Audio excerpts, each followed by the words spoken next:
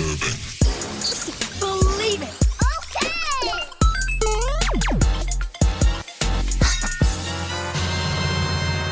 What's going on, Geeks? You're listening to episode 381 of the Geeks Under Grace podcast. My name's Cody Armour. I'm here with Lj.Lowery. Yo. And Shelley Nollan. Hello. I am back from being super sick last week. Thanks for taking over, guys. That was wild. I thought it was allergies, but then other people started catching it. I know that it wasn't COVID because I tested for COVID, but I don't know what else it could have been. That's all good. I haven't been able to hear out of my right ear for like a week and a half, so like I'm oh man. Yeah, it started all up in the sinuses and then drained, and so I was like, oh, that's obviously allergies because it's spring. But if it was allergies, then allergies won this year. They should be given a medal because I got wrecked. Before we get into the podcast, hopefully everyone has a great Easter.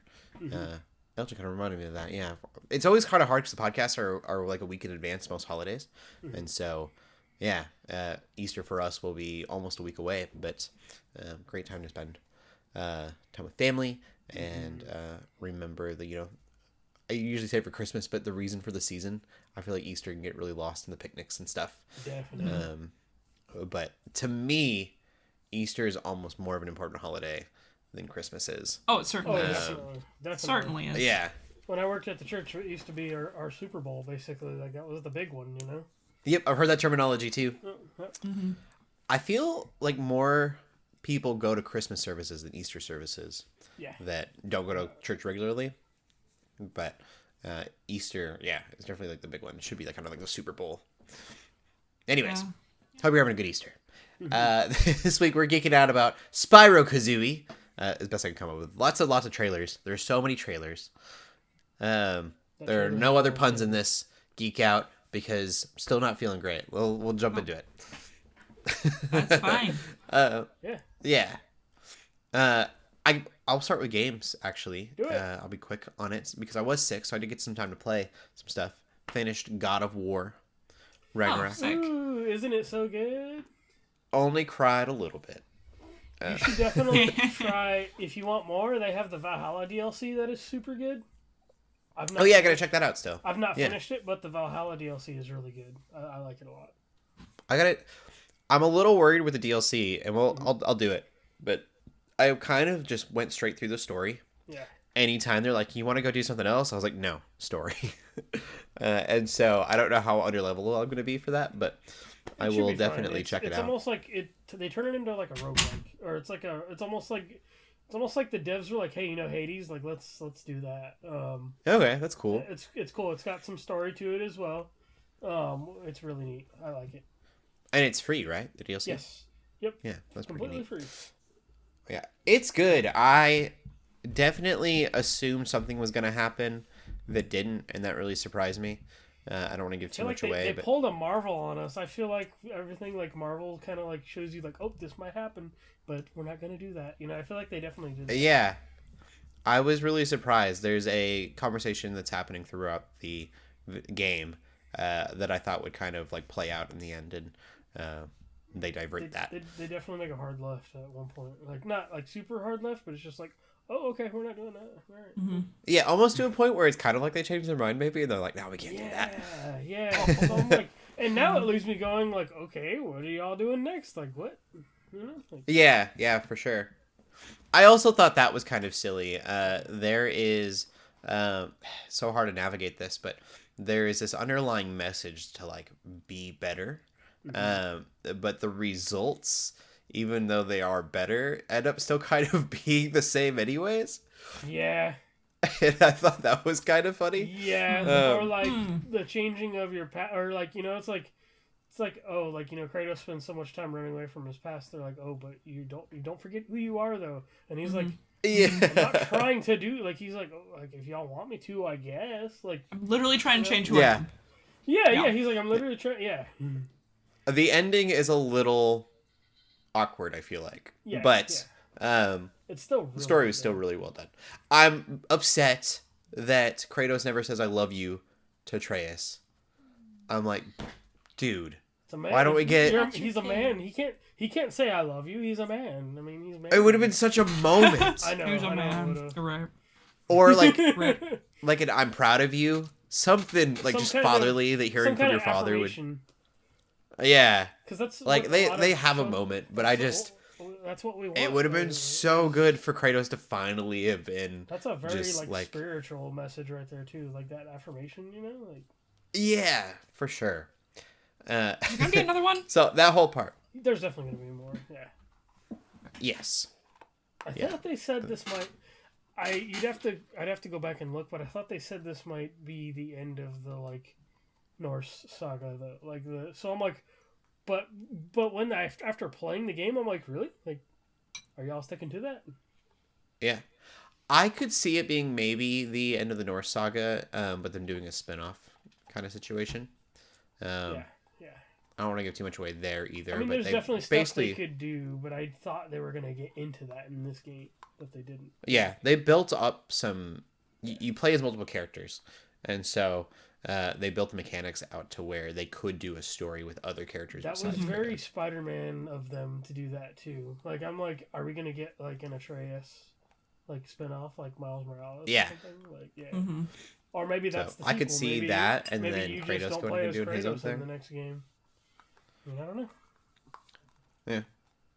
But no, it's a really good game. You should play it if you haven't. You gotta Yes, play God of it's so War 4, I guess you'd call it, first, I would say, to Definitely. really understand. I don't think you could appreciate this game without playing 4 first. Mm-hmm. But acting's all really done well. The voice acting is Mimir usually is pretty still my crazy. favorite. Huh. Mimir, he's still my favorite. Yeah. Mimir, wonderful as always. Mimir says he love you. He goes, "I love you, brother." Aw. Yeah, Aw. Mimir is like real, like, yeah, he's like still one of my favorites. Yeah. Come on, Kratos. Yep. Be a little So- sensitive for once, Kratos. Yeah. I'll mention this too, for the fun of it. I Googled the mental diagnosis for Kratos. Uh-huh. PTSD, obviously, clearly. Oh, yeah. Sure. And then Yep. the other one was antisocial disorder. Definitely. Yeah. And I was like, oh, interesting. Don't know why I thought to do that, but I was just like, I wonder what's all wrong with Kratos. I mean, both Yeah. pointing out both of those makes sense. Like, What's wrong Yeah. with this guy? There's something wrong. Yeah. With him. I mean, he definitely his trust for people and gods especially was ruined from day one.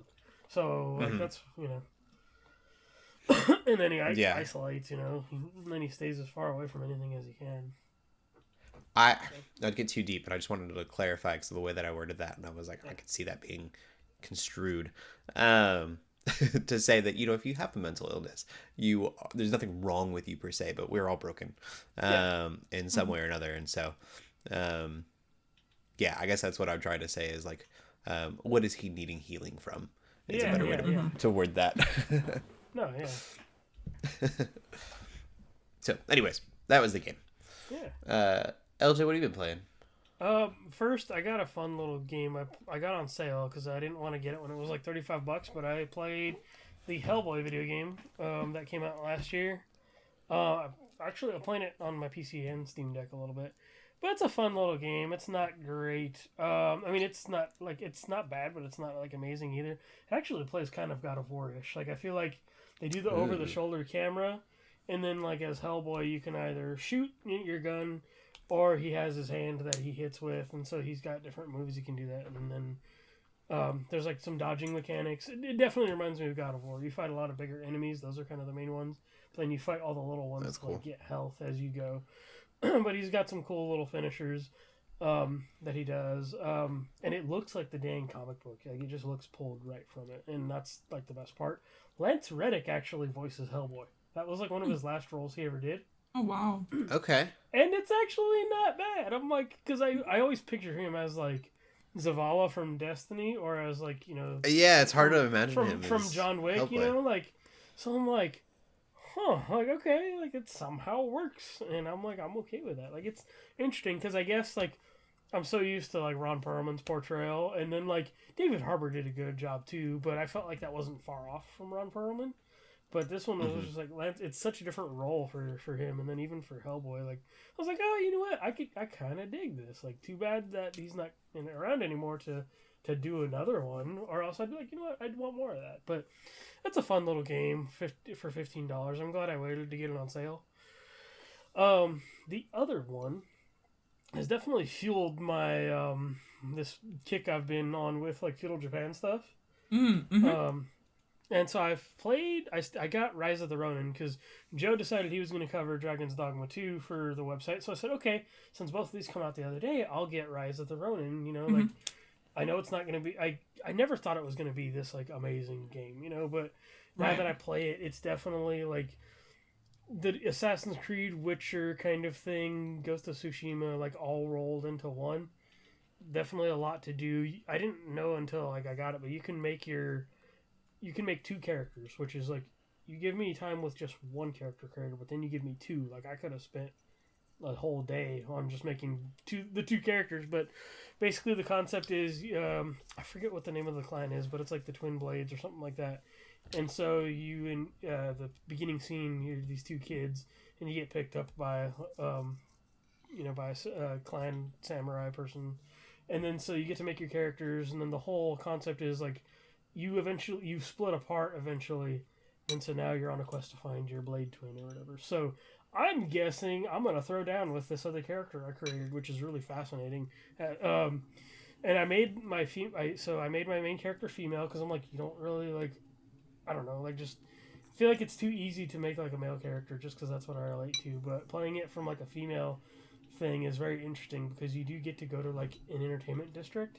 And and they don't really acknowledge like your gender or whatever, but it just makes it more interesting. Like as I interact with characters, that I'm like, oh, this would feel a lot different if I was playing as a male. Like in context, like even in context, I feel like it feels different. I made the character and I got lucky with this because they had her exact hairstyle, but I modeled her after the actress that plays Mariko from Shogun, and I'm like, this came out way better than I expected to. You can also save different character creation stuff, so I made a version of a lead from Blue Eye Samurai because I'm like, yeah, this is just channeling everything like I've been into lately. So it's super fun. It's definitely got the points where it doesn't look the greatest. It's definitely got a little bit of Team Ninja Koei, like a little bit of jank, but it's probably one of the most polished things they've made in a while. Still, I think it's fun. It's definitely a good sale game. I think like if you've already played this, not out of like Ghost of Tsushima and done everything you can, like this is probably the next best place to go.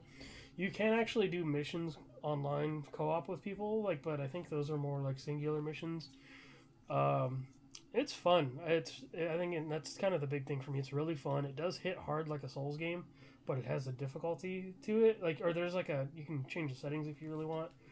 But it's really fun when it hits hard because like you have some fights that are just like so intense. You like, I'm like, whew, like I can't believe I made it out of that. It definitely feels like it feels really good. So, I do recommend it if you really have nothing to play, but definitely a good sale game. Like I could see this being an easy get for like $30-$40. But I still like it personally. And then it just feeds into, like I said, the whole Shogun thing. Like Shogun takes place in like the 1500s, 1600s, and then this is like much further in like the 1800s. It had me looking up whether samurai were still around at the time because it's definitely more like, and I love how the theme carries because Shogun is more like the Western influence coming into this land. And then with this, it's even more on the nose because it's actual American ships, and they call them the black ships, just like they do in Shogun too. And I'm like, oh, okay, like that's interesting. But you definitely see like that's the theme with all this stuff lately, and I find it interesting because I did look it up, and samurai like were a thing up until like the mid 1800s or like until the late 1800s. Yeah, and this is like a samurai could send a fax to Lincoln. Isn't that crazy? So that's what's wild. Oh man! And then so it's interesting because like it really kind of makes time feel so not insignificant but so like small, and then even the world because like then I was into like Skull and Bones at the time, and then Shogun introduces you through like the pirate character and stuff like that. Like it really puts a perspective on like where everything happened at in the world, at the time between those time periods. So it just makes the world feel like so much smaller to me. And it was just like, I feel like I've been getting like a history lesson through all this stuff. Yeah. So it's been really interesting because then I'll look it up if I want to know more about it.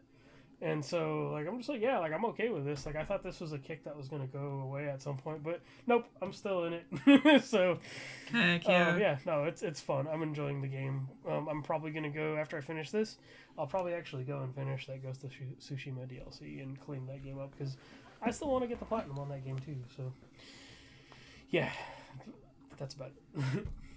Cool. Shelley, what have you been playing?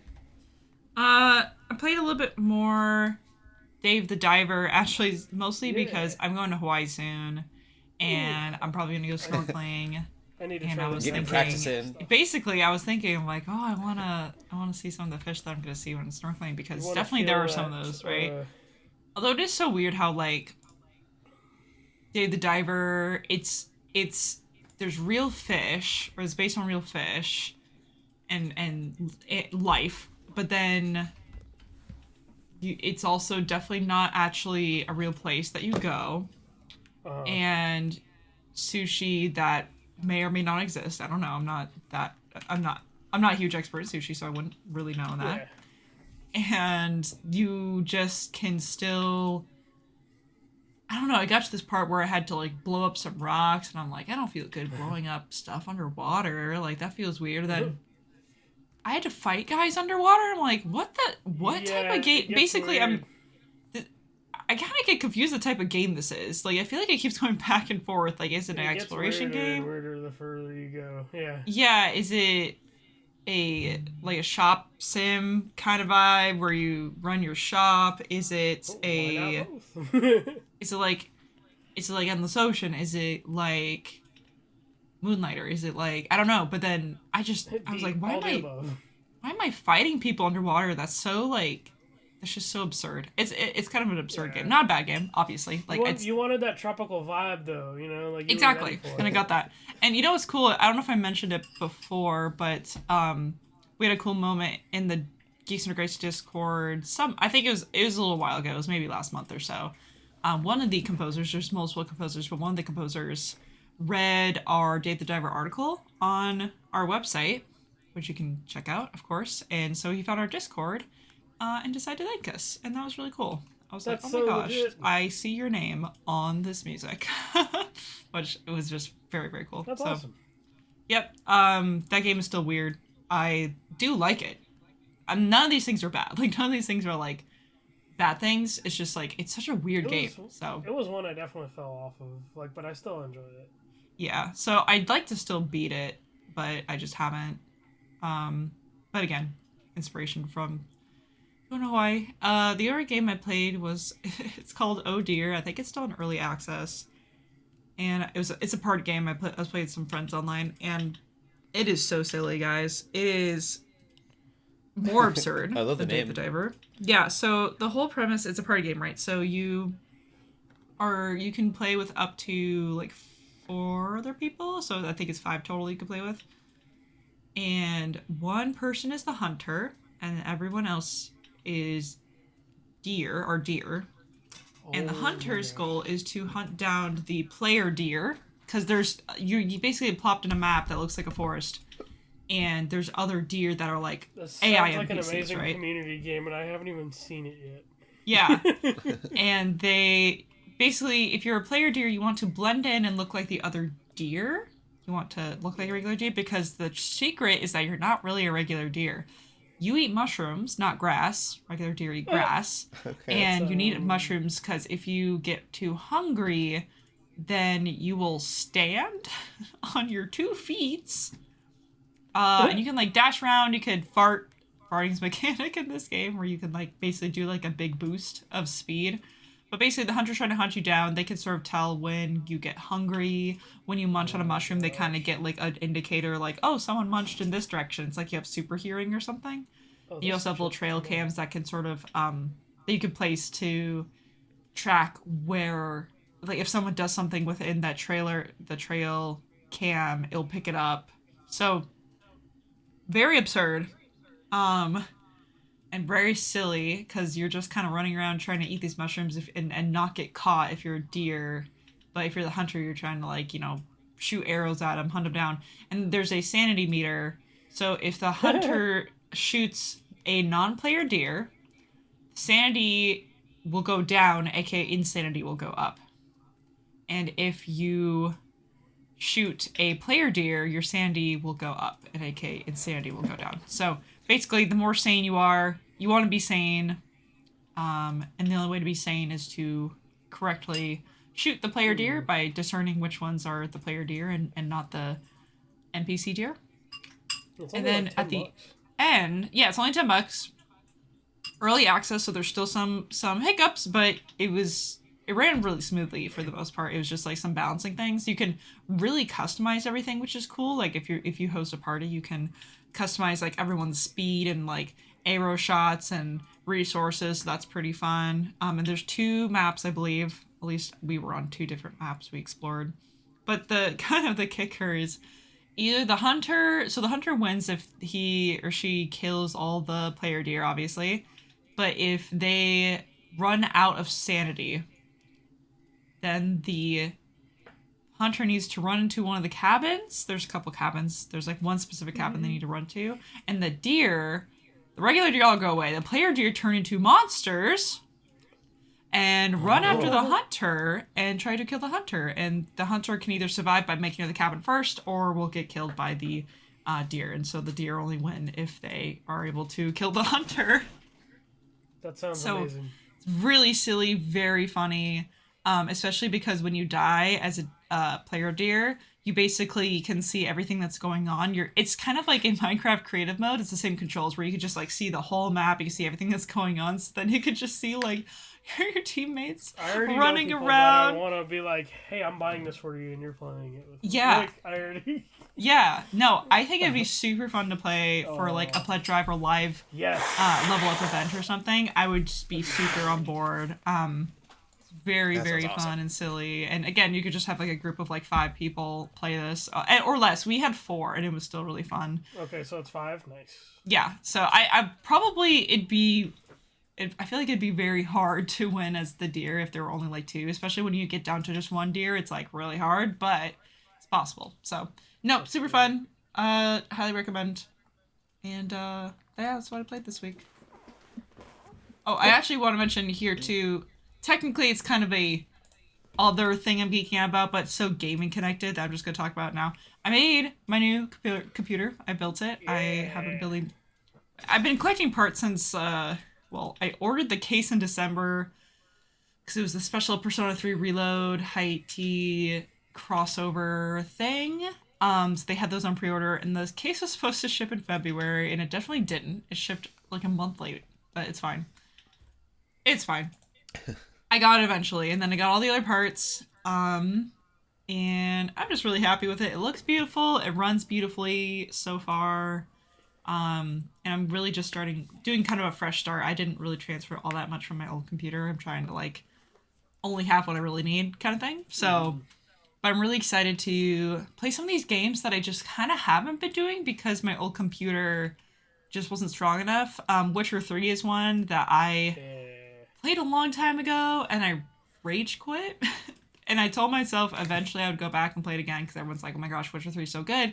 And I remember they had that next gen update, and I thought, wow, I'd want to play the next gen update. My computer is not strong enough for that. So now my computer is. So that's exciting. Yes.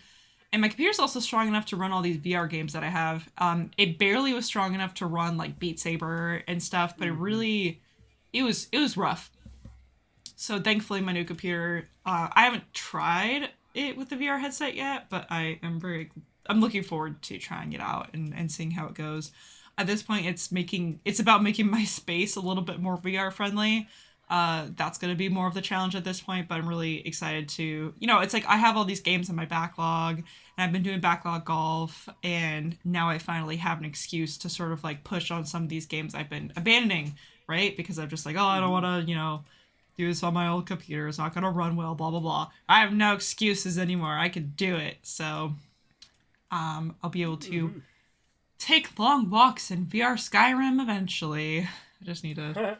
get all set up and stuff. But Yeah. Cool. I also forgot. I played last week, a couple weeks ago, was Skull and Bones You did, Oh, yeah. that's I right. watched you How'd stream like it. on Twitch. There's not much to say. It's There- not great. It definitely takes a while to get going because like now my buddy and I are at a point where we've actually leveled up some and we have stuff, and now the season 1 update has added some stuff, so it was like really neat. Like we fought like the sea creature together, and then he and I also did this bounty of this like boss ship that we had to take down. So it's like it definitely takes a while, but it's definitely a slog at first. Yeah. When I was punching trees but not getting out of my boat to do so, Yeah. I was like, I'm dead. Yeah, that's definitely. Which luckily was towards the end of my stream. But it was like, go gather these things. I'm like, oh, how do I get out of the boat? And it was like, oh, you don't. You just go up to the shoreline and press a button. And I was like, yeah, I'm good. But also, your boat has a stamina meter? Yeah, What's so it's And your going boat has a on? stamina meter. Yeah, they get Making tired. sense. I mean, it makes sense if your guys are like, I don't know. I mean, your No, boat has I was sails. so frustrated. Yeah, no. There's people that definitely don't like that. I mean, it's a video game, so I'm just like, whatever. Like, if you have to do it, that's fine. But I feel like the other one, I can never remember the name of it. Sea of Thieves. Sea of Thieves. I think I missed my calling that I would have really liked Sea of Thieves. My problem with Sea of Thieves was it was too multiplayer. You really have a hard time playing that by yourself. Yeah. Whereas this, you could play by yourself a little bit more. This is hard. Like, Skull and Bones is hard MMO. Like once you kind of play it a little more, or if you haven't seen it already, it's literally just pick up quests, go do this thing, pick up quests. Like, that's what. Yeah, I know. So I was they probably watching did a- Cody's stream, and I was just like, okay, this looks like a bunch of fetch quests so far. It is. I'm like, yeah.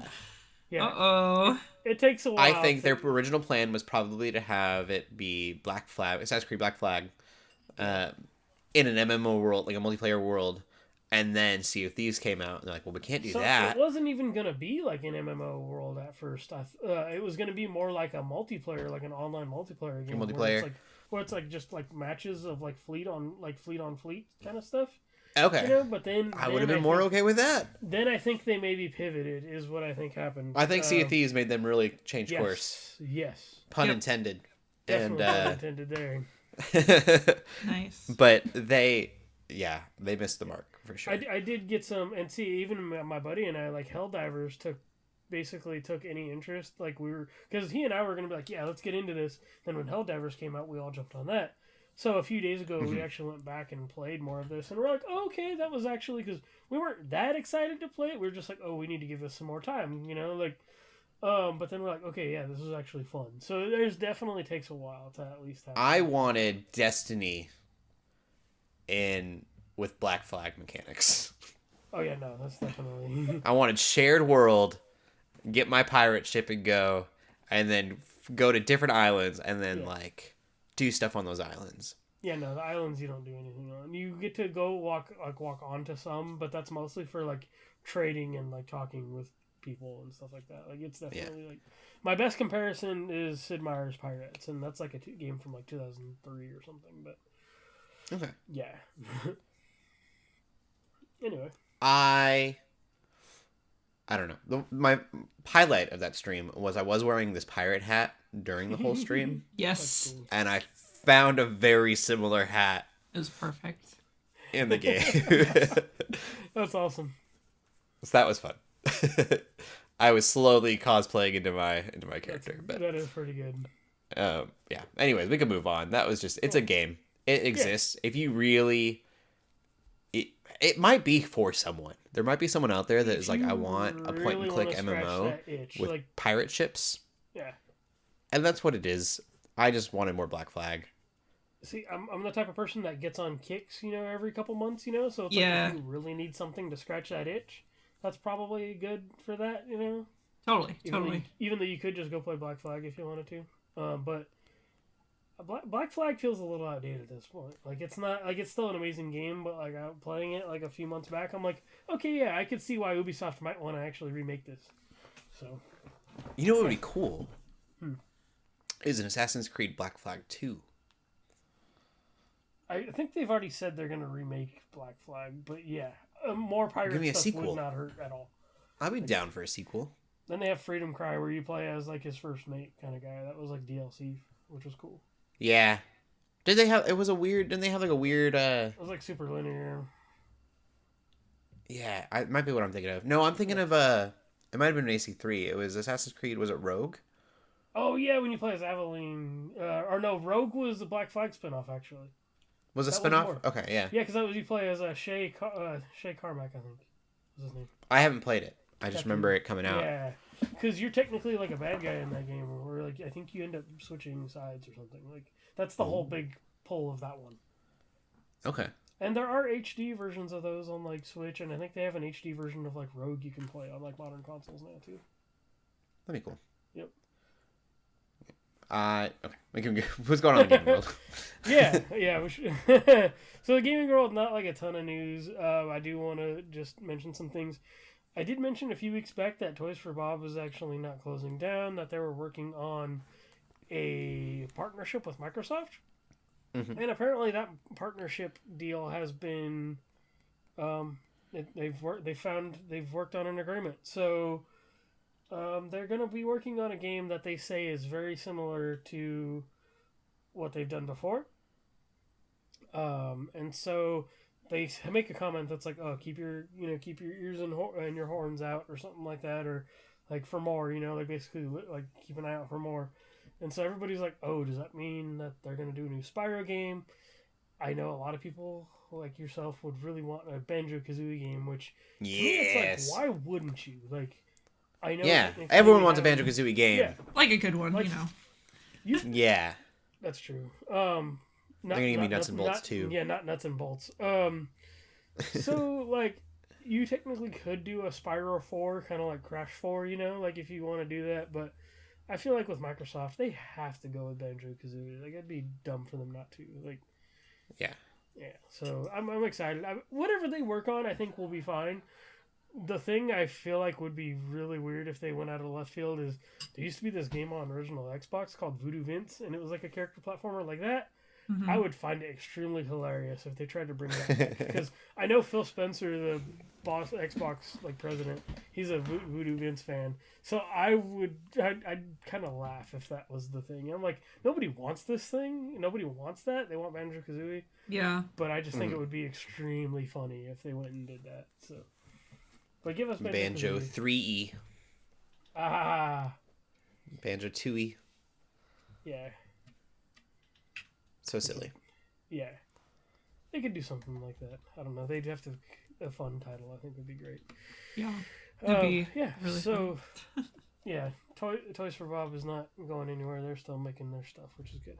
The other news I feel like I shouldn't even have to even put here. Overwatch is apparently making some major changes with their season 10 update, which I guess which might get me back into the game. They're not locking their characters into seasoned battle passes anymore, which I think is great that you turned around and made. It's weird that they do that in the first place. Yeah, like why didn't y'all just not do that? They do have a cool thing you can do. I saw that they're gonna let you unlock some of the older like legendary like rarer like cosmetics, and you can actually put I think your currency to that too, which I think is kind of cool. So it's like if there's these really awesome skins that you missed out on in past seasons, like you can actually like put some of those points and some of that currency you're unlocking in Overwatch onto that. So that's kind of cool. That sounds like a fun thing. This isn't happening till April, so I'll check it out when they make that update. But I played a ton Overwatch 1. Yeah. A good part of Overwatch 2. But when we dropped off of it, me and my buddies were like, there's no point in going back because you're already being locked away at stuff. You're being locked out of stuff like already. So it's just like there was no point. So now I might be interested to go back because I played so much of Overwatch. So I'm down to see what they got cooking and see if those changes are worth it. And so I might be back. So cool. I'll have to report on that when it comes out. But that's gaming news. Cool. We will get into the movies then. None of us saw a movie, LJ, except you. Yeah. Which Roadhouse did you see? I watched the movie, the new one. Yeah. Okay. Cool. Heck yeah. I forgot to specify. I really want to that watch on it. the It looks notes, good. I guess. It's out now. It's super fun. Jake Gyllenhaal's good. They have a bunch of other. I feel like all the characters are kind of fun. Conor McGregor is a dang madman in the movie. Definitely violent, obviously. Movie about fighting. It is super, super cheesy. So my best comparison feels like it feels like a mid 2000s action movie. Oh. Which makes me think of like Walking Tall, like a bunch of the movies that like The Rock did. Okay. Oh my I gosh. love those movies. Because the story kind of ends up being about like, oh, there's this bigger problem in this community of people, kind of a thing. And you got this dude from out of town who's just like, who gets kind of caught in the middle of everything. And I think it's super fun. Like, it reminds me of an era that, like, I'm like, yeah, we don't get like these stupid, dumb popcorn action movies like anymore like this these days. It definitely reminds me of like that and like Transporter 2. Just those movies that are just so dumb. That's like, yeah, like you don't expect this to be something amazing. You go to watch it and to see some people get hit and maybe like get a few laughs out of it. Yeah, perfect. Yeah, it definitely does the thing like I think we expected it was going to do when we first saw the trailer. Like, it looked like dumb fun, and that is totally what the movie is. So, yeah. Cool. That sounds fun. There's not really much more to say. It makes me want to go watch more Jake Gyllenhaal stuff again, though. So, like, yeah. I enjoy the stuff he's in. Like, I really do. So, yeah. Cool. That's We'll get into the movie news then. Sweet. Okay. Shelley, what's going on? Yeah, so a couple things. We do have a trailer for Beetlejuice, Michael Keaton, Winona Ryder, I'm just kidding. Jenna Ortega. I've never been a Beetlejuice person, but I'm sure people are really excited about it. I don't know. I'm glad I watched the movie last year because everything feels so fresh in my mind now because I rewatched it. To me, it makes me just think, oh, it's Hollywood doing its Hollywood thing again, of taking like these old sort of nostalgic things and making something supposedly new, but probably just for money. But who knows? Maybe it could be really good. But aren't they Tim actually Burton. doing like stop motion with it? If I remember I correct. have no idea. I don't remember. I think they actually like went back to basics, which would be cool. But I know Tim Burton is involved in it too, so like I think he would definitely like wouldn't just like make something that I feel like cash grabby. Yeah. True. I think you're right. But I mean, Jenna Ortega is obviously one of his new favorite actors because she Wednesday, like even Wednesday ended up being really good as far as something that could have been super cash grabby, like especially like capitalizing on that property. Good point. But yeah, I mean, I hope Beetlejuice the sequel does seem decent. I mean, at least as far as we could tell. There's definitely the references there, like. The funeral scene is definitely like, oh, probably the dad passed away or something. They didn't really say. But then but when Jenna Ortega uncovers the basement and, she goes in and stuff like that, like, I'm just like, ooh, like, yeah, like, it's definitely going to be one of those. The plot doesn't seem like it's going to be that original. Like, it's like, okay, yeah, here's all these characters we do know from the past, and they're going to go up to the spot that nobody's been in for all these years, so. Yep. It's definitely set up to be a cash grab, but I think it'll be more special than that. I'm like, I always hope for the best. I just expect the worst. Yeah. That's kind of how definitely. I operate. Hope for the best, expect the worst. Yeah, like I want to enjoy it. Like, yeah. Yeah, so.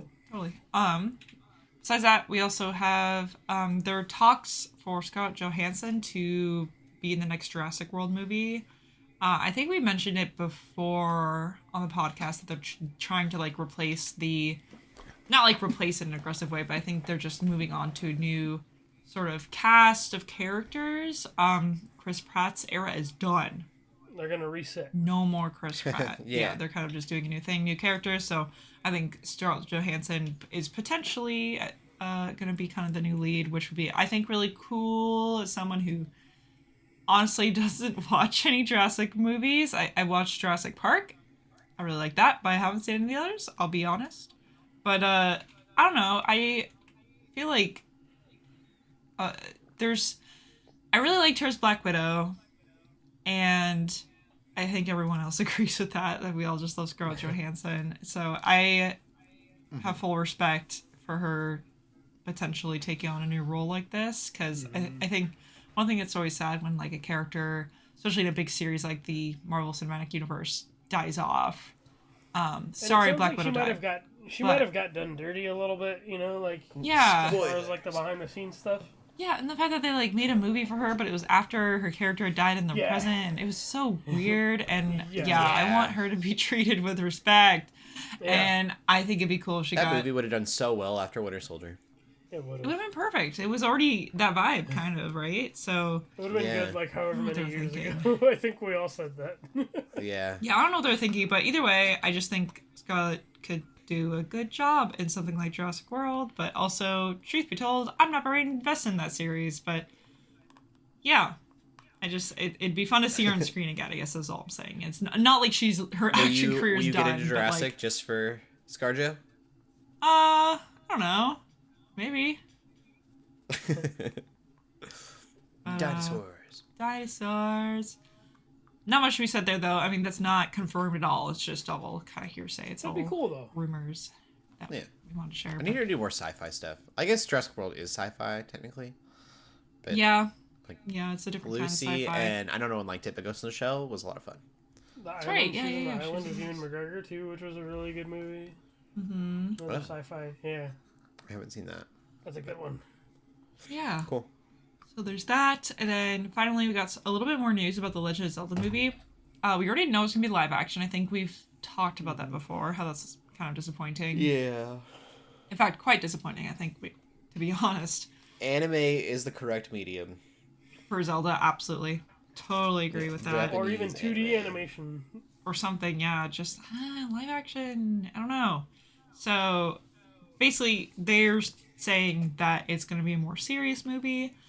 And my interpretation of that is just that it's going to be really different than the Mario movie. I feel like the Mario movie, we were all like, what type of movie is Mario going to be? Like, Mario doesn't really have... I mean, technically he has story and characters, but it's kind of, you know... Like, you're mostly there for the gameplay when you're playing those games. But then what they did with the Mario movie, obviously, was just make a bunch of references and kind of make their own original story, which, like, definitely worked, right? It made so much money. But I think with them calling the Legend of Zelda movie serious, I think it's less serious as in, like, you know, mature or whatever. I think that just means that they're going to actually either take a story from something they've already made, like Ocarina of Time, Majora's Mask, Twilight Princess, or something. It's not going to be like Zack Snyder series. Yeah. I think it's just is a matter of it's not going to be as silly and as chaotic as the Mario movie was, because that movie was really weird. Okay, like it was really weird if you think about it. That movie was strange.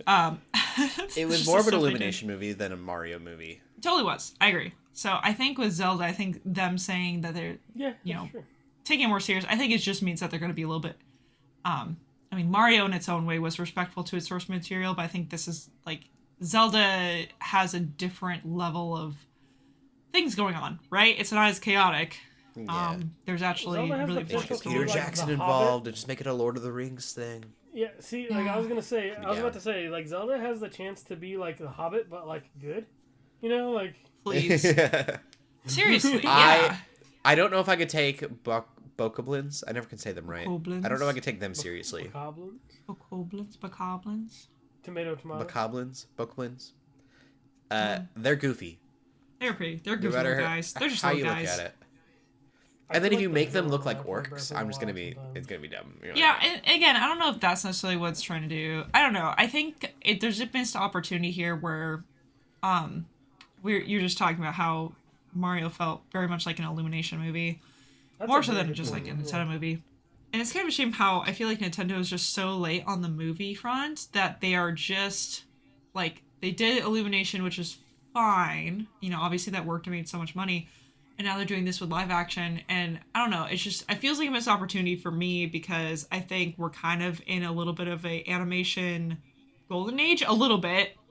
A bit of a renaissance, I'd say, yeah. Renaissance, yeah, I think that's a better term for that. It's like ever since Into the Spider-Verse kind of like kicked off this love for animation again, not just 3D animation, but also 2D animation. I think people are really are starting to appreciate it, especially when we're seeing all these...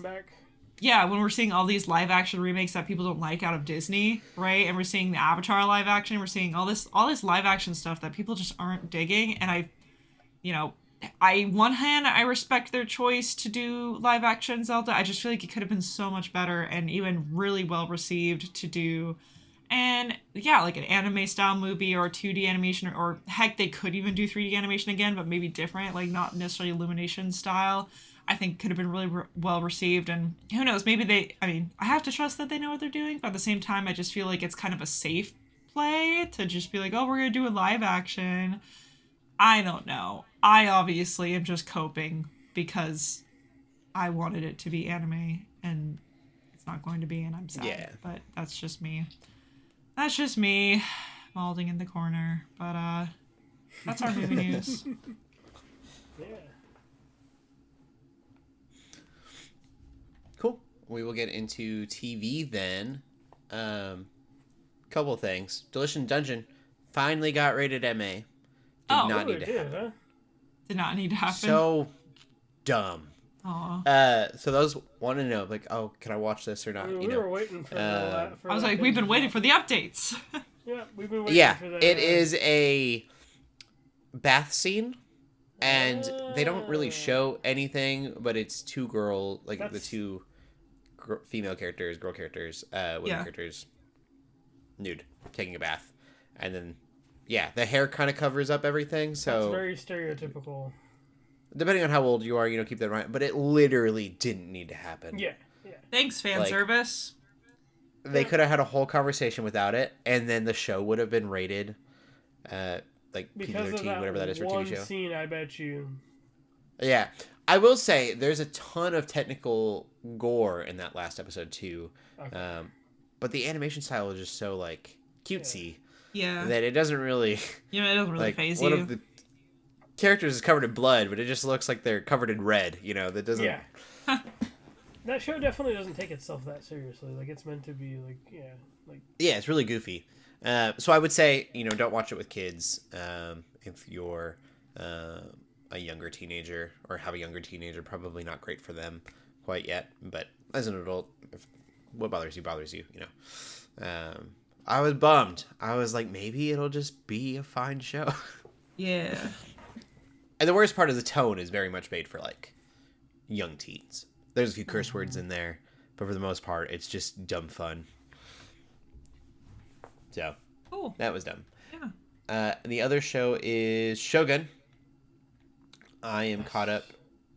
LJ, you're not caught up? You haven't watched it anymore? I think I'm on, episode 4, I think. Okay, and I think there's 5 episodes. I think I've watched episode 5. Okay, cool. Because I'll say this. It definitely is a slow build, like the first 2, maybe 2.5 episodes. But now it's starting to get real good. Now I'm like, ooh, here we go. Well, I will say, unfortunately, 5 is pretty slow in itself. Okay. But still a good show. I really love it's the show. still, even though it was slow, the build-up, in those first couple episodes was still really good. I'm still enjoying the show a lot. And now it's kind of, now I feel like it's definitely getting to where, okay, here's what the main plot is, kind of. Mm-hmm. So I'm almost bummed that we're only getting 1 season. I mean, it could totally be worth more. Yeah, we'll see how it ends. Would watch this. Because I've heard that it's because of the ending is why they made this show. They wanted it to be the show. Yeah.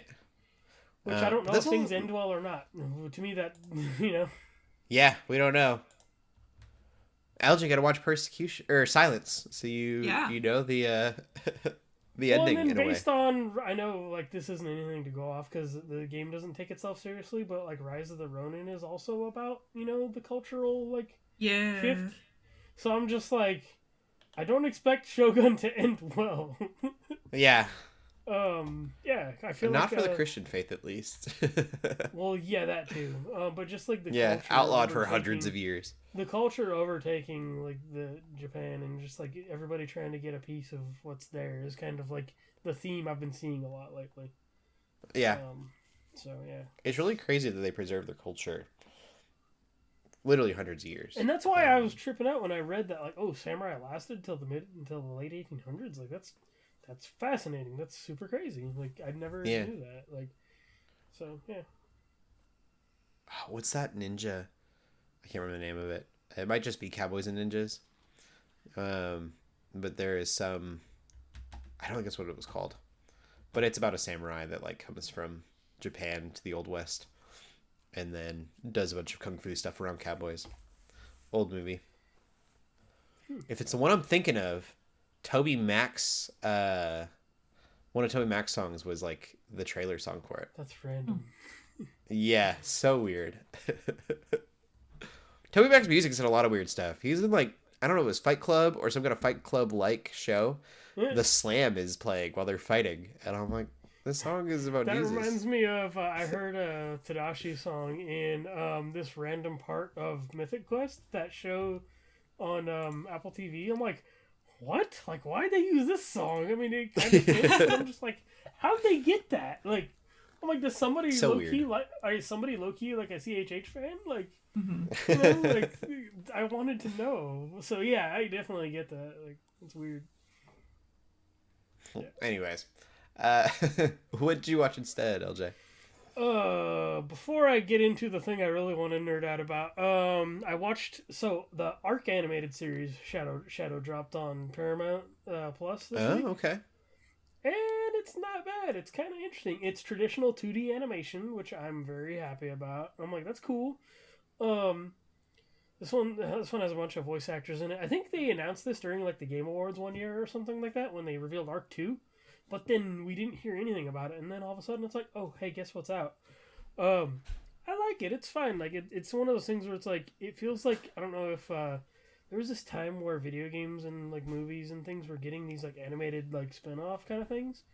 Like I remember like they had like the Riddick anime spin-off, and they had like a Van Helsing animated spin-off, and I think maybe some games did back in the day too. But it just feels like that era of like, oh, I could see this showing up on like an HBO or something, or like this random like, oh, hey, we did this thing to be a video game tie-in or whatever, like this property tie-in. The concept of it's kind of cool. It's like, because basically in Arc you show up on the beach with this mysterious like thing stuck in your arm or whatever, and it has to do with like the relics that are placed in that world. But in the show they have it as like, oh, people are all these people that show up here are from different times, you know, like so it's really fascinating what they do that way, you know, like you know, the main girl's from the modern times, and you see flashbacks of her life. There's somebody that's from like, there's this guy that the main character that comes across is this dude's from World War II, you know, or like, you know, stuff like that. Like he's like, so did we win? And she's like, well, yeah, we did, you know, that kind of a thing. Like, so it's really interesting the direction they went with that. But yeah, I might check out more of it. I definitely put that on before I fell asleep for like 3 hours on Thursday. When I got from work, but I liked it. The thing that this is like, I feel like this is my time right now because everybody's asking about the X-Men now. The X-Men are like back in popularity. Yeah. So I watched both episodes of X-Men 97. Super, super good. I think it's better than I expected just because like they're doing really fascinating stuff with the story. Mm-hmm. They've already said this in like announcements and stuff, but Magneto is kind of, he's all intents and purposes the leader of the X-Men now. Like Charles left everything in his will and testament to Magneto, and so that's kind of interesting because you get Cyclops dealing with like, oh, like, so I'm not good enough, and like Cyclops is my boy. He's my main. He's always been my main. And they definitely, I'm saying that like a fighting game because they made him Marvel vs. Capcom, like straight up Scott. Like that dude, the choreography in this show is awesome. Like they have him do some really neat things that I'm like, yes, like finally, like Cyclops isn't the chump they made him out to be in the movies. And I think a lot of characters get like their time to shine in these 2 episodes. Magneto especially has a really interesting character arc. I want everybody who's interested to watch it. You don't necessarily need to go back and watch the old show, I would say. Mm-hmm. As long as you have a baseline understanding of who like most of the X-Men are, then that's totally cool. Because the last season or 2 of the original show is like kind of rough. But they're getting into some comic-related plot lines that I don't think anybody expected. Which I'm not going to spoil because I want everybody to go watch. But there's also some this could be said. There's also some stuff that's pretty on the nose about like dealing with equality and stuff like that. But that's always been X-Men's thing. You know, like there's definitely people out there that are gonna be like, oh, X-Men's too woke or whatever. It's like, no, X-Men are the OGs. Like that was Stanley's whole point of the X-Men was, that kind of thing. And so I'm just like, they definitely lean into that. Not too much. There is some like dashes of it in there.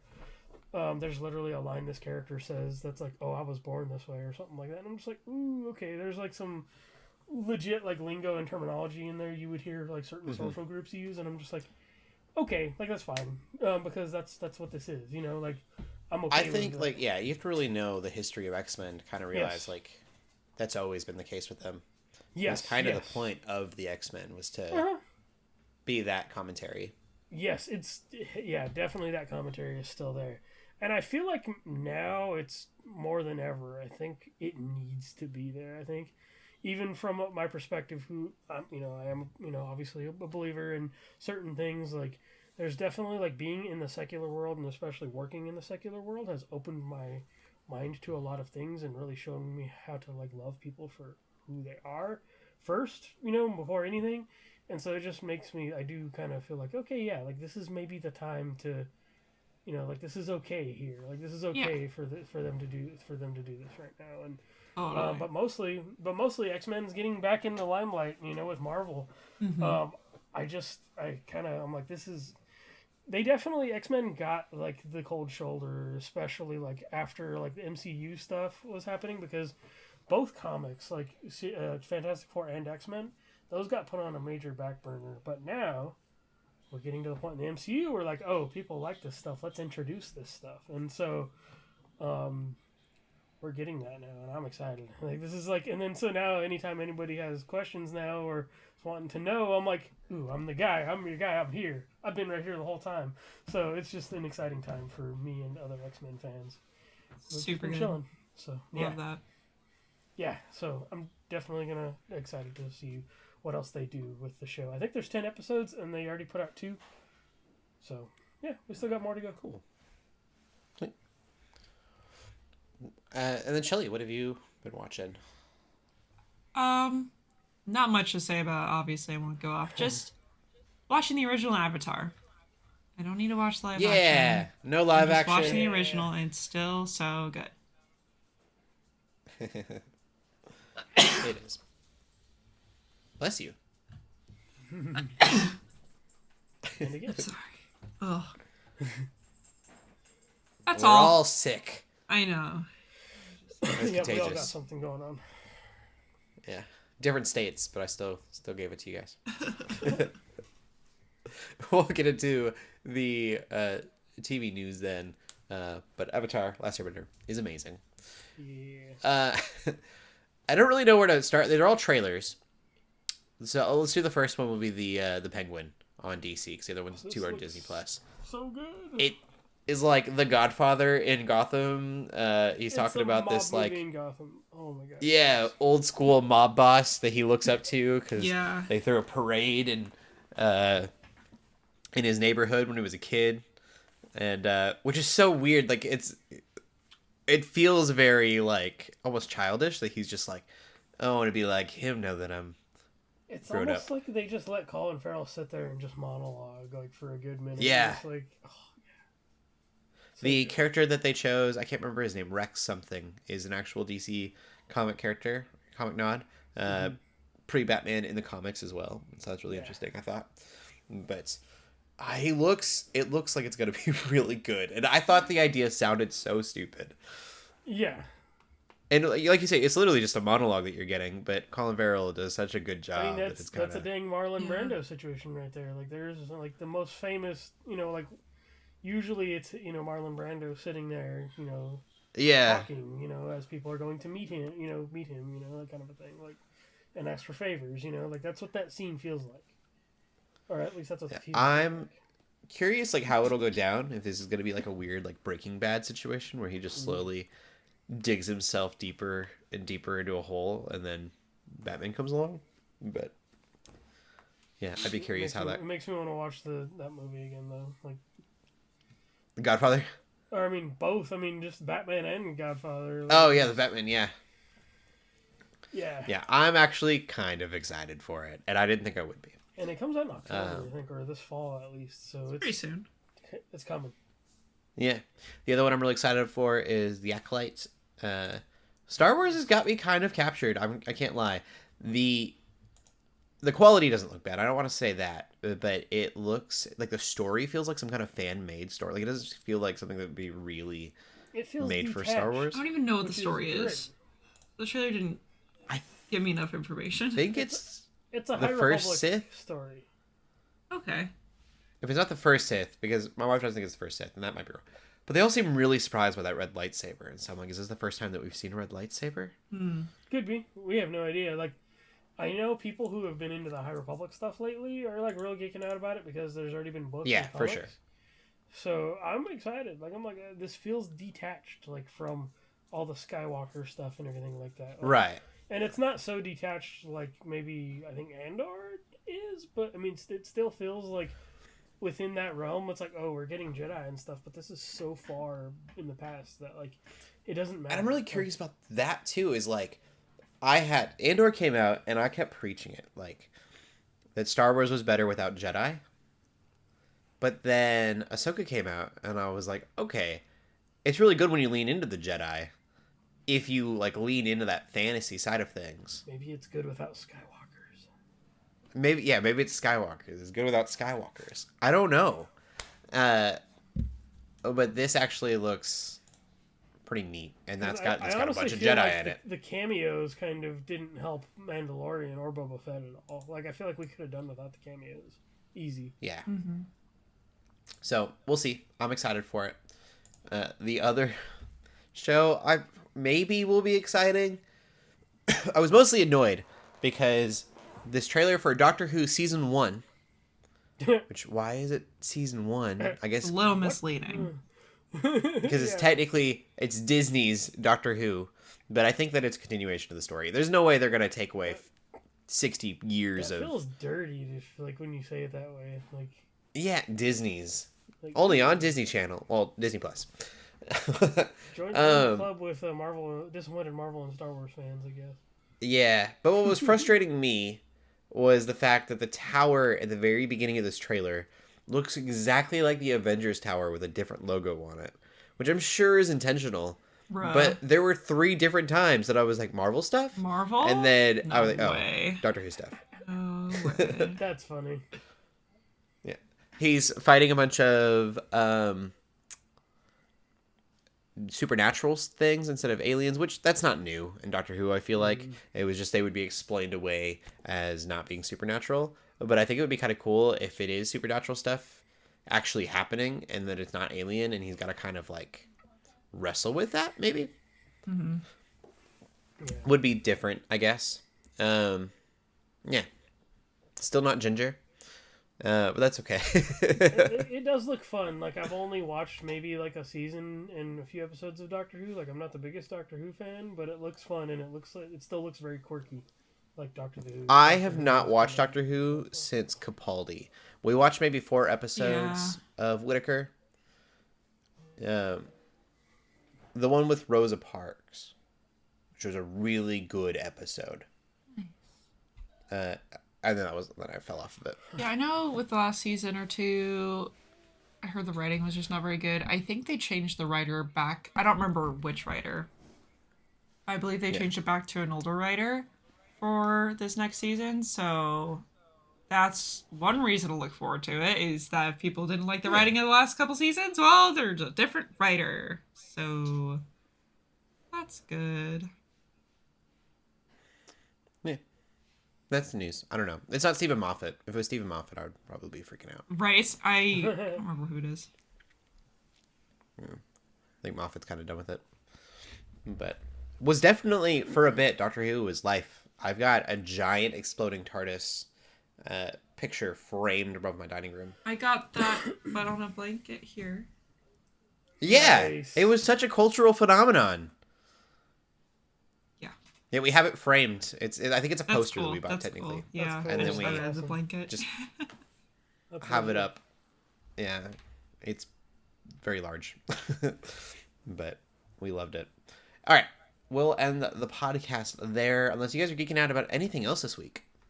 That's it. Yeah, that's it. Yeah? Okay. Well, then Shelley, where can they find you at?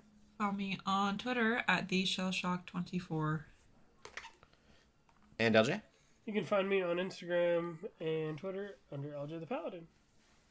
And you can always find me on Instagram at Cody Armour. Keep gaming, keep praying, and God bless. Bye-bye.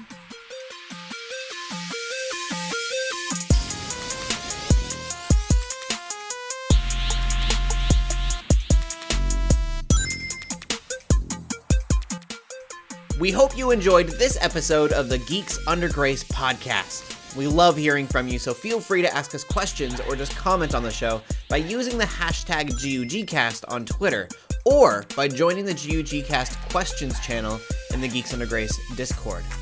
If you like this episode, consider leaving a review or rating of our show on your favorite podcast app. If you want even more Geeks Under Grace, you can always go to geeksundergrace.com. We love you all so much, so thank you for listening.